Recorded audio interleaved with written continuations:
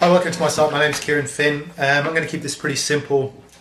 As the title of the video suggests, this is how to negotiate buying a car. Not just a car, but that's the topic of this particular video. I'm going to do some videos on how to buy a house and various other things in the near future. And 5 specific tips on how to save thousands. Now, before I start, I just want to make this comment that this is just a little bit of a mindset thing. I'll ask the question, what would you do to earn $1,000, $2,000 or $3,000 in an hour? And that's not a trick question. But think about it. How many people out there will ever earn $1,000, $2,000 or $3,000 in an hour? Imagine earning $1,000, $2,000 or $3,000 in 15 minutes. For most people, it's not within their imagination either. What's really crazy is that it is a heck of a lot easier to save money than it is to earn money. When I say save money, I mean negotiate. Most things are negotiable, and particularly car sales, and most people have no idea how to do it, and they will leave so many thousands of dollars on the table. And if you earn $30, $40 an hour and you purchase something $2,000 or $3,000 more than you needed to, work out how many weeks of your life you'd have to work to actually earn that. And this is net. When you earn money, you've got to pay tax on it as well. So anyway, enough of that. The 5 tips basically are this, and I'll summarize them first. You need the right mindset, you need to do some research, you need urgency, cautious interest, and you need to negotiate. The mindset, this is like going out on stage. If you're going out to make a major purchase, $5,000, $10,000, $15,000, $30,000, you know what you want to buy, but you have to have the mindset. There is a game going to be involved. And a lot of people say, look, I don't like to negotiate and I don't like dealing with salespeople. You need to get over it. Do a little bit of research, which is actually part 2. And you'll be fine, because I guarantee the salesperson wants your business. And if you know how to play the game, they will do as you want. So second part of it is you need to research.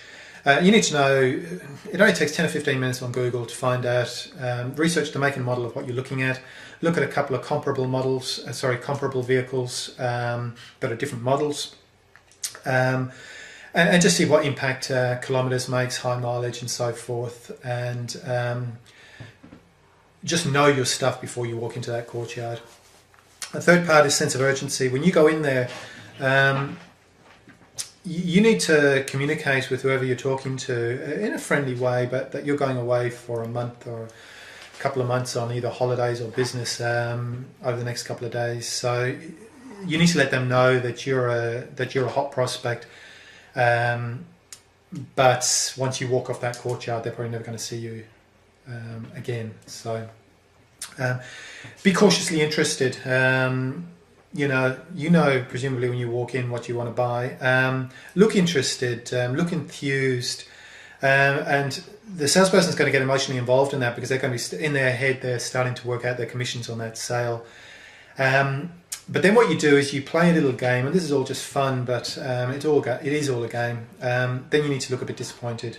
Turn your interest and enthusiasm into disappointment. There'll be a couple of scratches, there'll maybe be a dent, maybe the kilometres or mileage is a little higher than you were hoping for. And what happens now is that the salesperson starts to play your game, and they're going to start to want to help you get out of that disappointed stage. And the best way to do that is obviously to get a better price. Then you need to ask a simple question, and you need to ask this on every purchase that you make that's over a couple of $100. What's the absolute best price that you would do on this car? And then wait for the answer. Don't interrupt. If they ask you a deflecting question like, oh, well, would you be interested in buying today, or anything like that, just smile and just say, look, I'll ask again, what is the absolute best price you would be willing to do on that? And don't proceed or don't get involved in any more dialogue until that question is answered. Whatever price they give you, you need to think about this, and I want you to say this in your head over and over and over again before you walk into that showroom. You'll have to do better than that. That is a magic line. Whatever price they give you, whatever psychology and whatever way they wrap it up and justify it, just shake your head and say, God, you'll have to do better than that, and see what happens. And it's amazing. Sometimes they'll just go, oh, okay. They're not used to people negotiating with them professionally, and you'd be surprised how quickly they'll knock it down. At that point, then, you need to be prepared to walk away. You need to say, well, look, that's very interesting. I'm going to have to think about it. Salespeople hate that. They know that when you walk off their lot, they're never seeing you again. So look like you're interested, but look, I'll have to think about it. Give me a couple of days. They know you're going away.